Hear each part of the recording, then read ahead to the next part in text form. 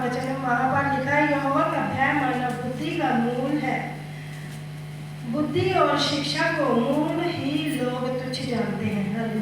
Hallelujah. तो अगर हम भय की बात करें तो कौन व्यक्ति है जो परमेश्वर के भय को मानता है और भय के साथ उसकी हजूरी में आता है और भय के साथ उसके वचन को, उसके काम को पूरा करता है, जो उसको सेवा दी जाती भय के साथ, डर के साथ वो कितना काम करता है परमेश्वर की हजूरी में और कितना वो परमेश्वर का आदर करते हुए उसके वचनों के अनुसार जो उसको बोला जाता है क्या वो पूरा करता है कि नहीं करता। अगर हम भय की बात करें तो नवे नियम में कुरनेलियस जो है वो परमेश्वर का भय मानता था, वो भक्त व्यक्ति था। उसने कभी नहीं सोचा कि मैं एक नौकरी करने वाला व्यक्ति हूँ, मैं क्या परमेश्वर का भय मानूंगा, मैं तो बिजनेसमैन हूँ, मैं बड़ी सरकारी नौकरी बड़ी करता हूँ, मेरे अंडर भी लोग काम करते हैं। उसने नहीं सोचा, लेकिन वो परमेश्वर का भय मानता था। सिर्फ उसके अंदर ये खूबी थी कि वो परमेश्वर के डर को अपने अंदर रखते हुए परमेश्वर के वचन को पूरा करता था और परमेश्वर के जो दास दासियां जो उसके वहाँ पर यहूदी लोगों में जितने भी दास दासियां रहते थे उनको घर में बुलाकर वो अच्छा भोजन कराता था, उनको भेंट देता था, स्पेशल चीजों को बोलता था। तो वो एक भक्त व्यक्ति था, परमेश्वर का डर रखने वाला, और साथ में वो बराबर क्या करता था, प्रेयर करता था कि परमेश्वर मेरे जीवन में ये दुख है, ये परेशानी है, जब कोई भी प्रॉब्लम है प्रभु इससे तू मुझे बाहर निकाल, प्रभु इससे मेरे तू बाहर निकलने के लिए सहायता कर। तो जो परमेश्वर का भय मानता व्यक्ति है वो कभी नहीं कह सकता कि मैं दुख में हूँ, जहाँ मैं प्रॉब्लम में हूँ, जहाँ मैं दुखी हूँ।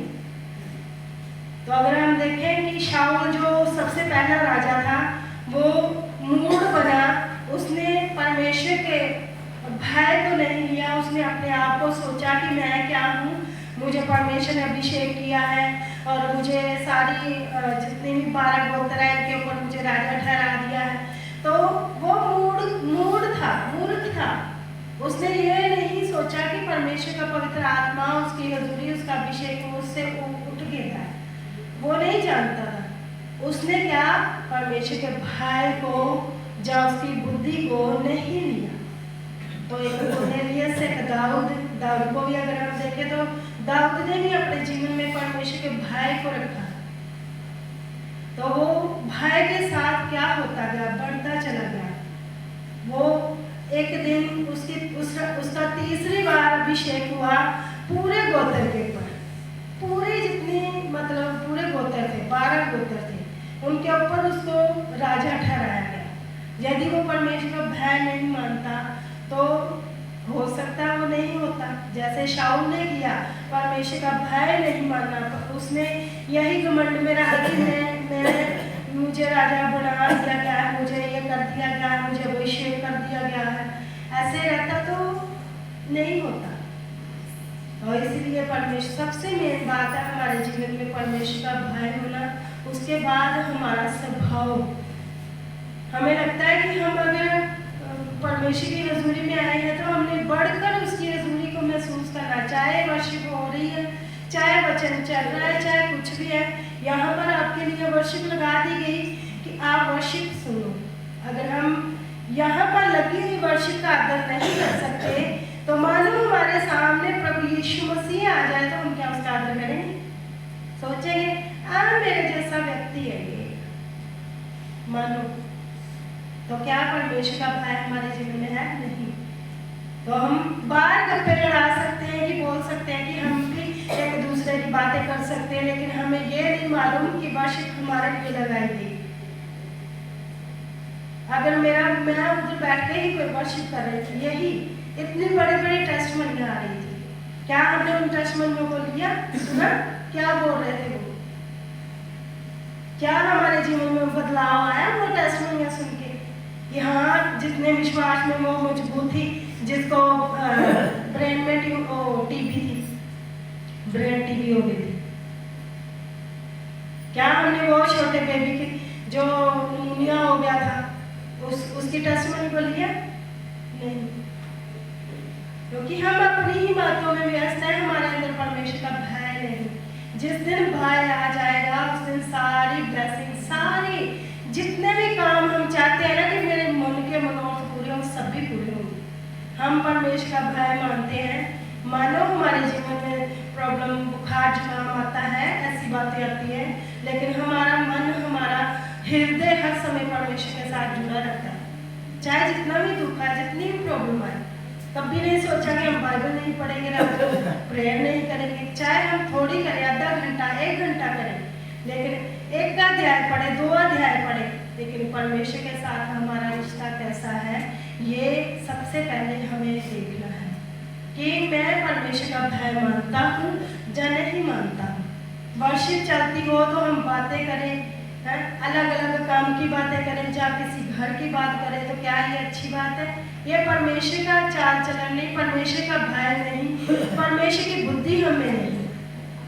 वचन कहता है यहोवा का भय मानना बुद्धि का मूल है, बुद्धि और शिक्षा को मूल लोग ही तुच्छ जानते हैं। जो लोग वर्शिप में आने के बाद ऐसी बातें करते हैं वो तुच्छ होते हैं, तुच्छ जाने जाते हैं। तुच्छ का मतलब ऐसे ही, उनका कोई लेन देन नहीं परमेश्वर के साथ, ऐसे ही होते हैं। आगे जी मेला देख के चले गए जी, आगे जी हम चले गए जी, बस नहीं। अपने आप को ऐसा बनाए, महत्वपूर्ण बनाए कि मेरे अंदर परमेश्वर का भय हो, कि भय के साथ हमें क्या करना है। हालेलुया।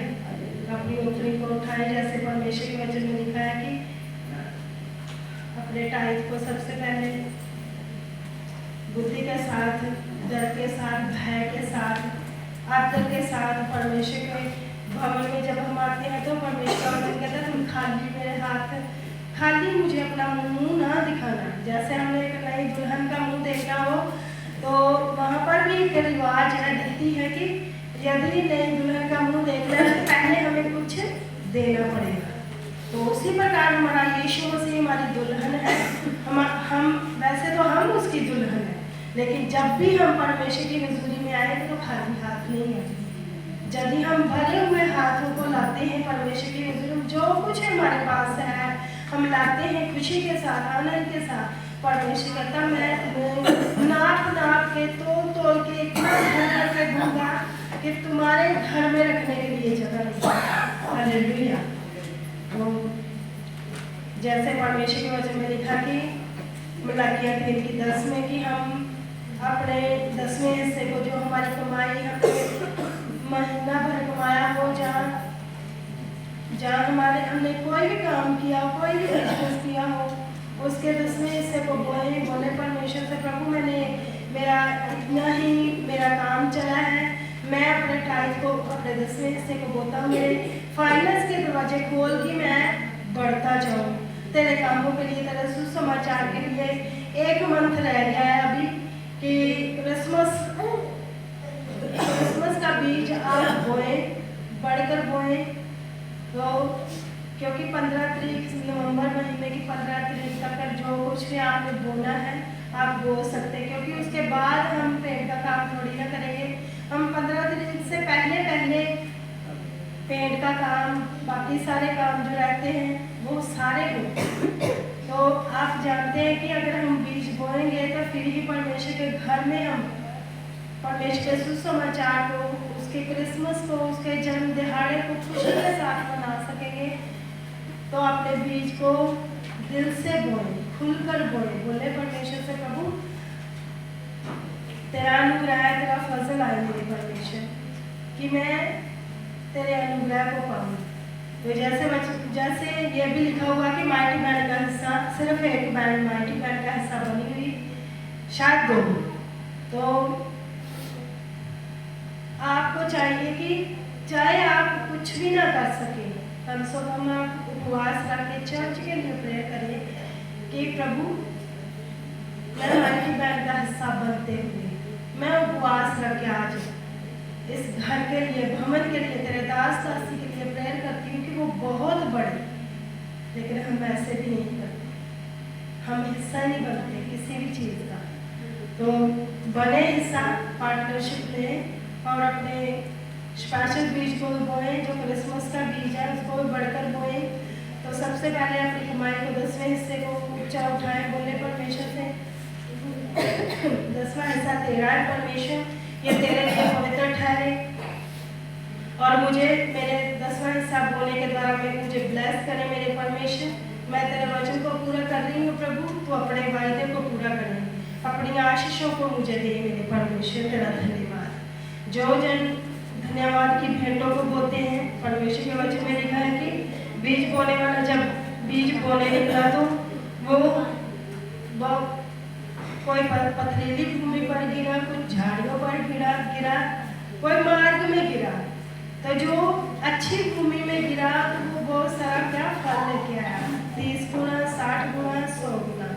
तो बोले परमेश्वर से मैं अपने बीज को अच्छी भूमि में लगा रही हूँ, मेरा फल 100 गुना होगी मेरे परमेश्वर। मेरी धन्यवाद की भेंट तेरे सुसमाचार के लिए जब लगे तो मुझे याद करना मेरे परमेश्वर, याद करना और मुझे मेरे परमेश्वर बहुत तारीफ से ब्लेस करना कि मैं तेरे कामों के लिए, तेरे सुसमाचार के लिए बढ़कर दूँ मेरे परमेश्वर। तेरा धन्यवाद। अपनी ऑफरिंग को, अपने टाइम को ऊंचा उठाए। धन्यवाद मेरे परमेश्वर। तेरे वचन में लिखा सारे विश्वास में डाल में ले आओ कि मेरे भवन में भोजन वस्तु रहे। ऐसा करके मुझे परखो कि मैं आकाश के चिड़ों के खोल कर तुम्हारे ऊपर अपरंपार आशीष की वर्षा करता हूँ कि नहीं। परमेश्वर, हम पिता आपको नहीं परखते मेरे परमेश्वर, लेकिन आप देने वाले परमेश्वर। प्रभु तेरे वचन में 11 वचन में लिखा है कि नाश करने वाले को डांटेगा मेरे परमेश्वर। हमारे लिए नाश करने वाले को डांट मेरे परमेश्वर, हमारी फजूल खर्चियों पर डांटे मेरे परमेश्वर। तेरा धन्यवाद। हम तेरे वचन को पूरा करते हैं मेरे परमेश्वर, आप वायदों को पूरा करें मेरे परमेश्वर। तेरा धन्यवाद। धन्यवाद मेरे परमेश्वर। जितने भी जन ऑफरिंग को लेकर आए मेरे परमेश्वर, धन्यवाद की भेंटों को, शुक्रनामों को खुशी के साथ मेरे परमेश्वर, उन सभी की भेंटों को स्वीकार करें मेरे परमेश्वर। अपने वचन के अनुसार 100 गुना फल को लेकर आए मेरे परमेश्वर। तेरा धन्यवाद। धन्यवाद के साथ प्रार्थना प्रभु यीशु मसीह के पवित्र और सामर्थ्य नाम से मांगते हैं, आमीन।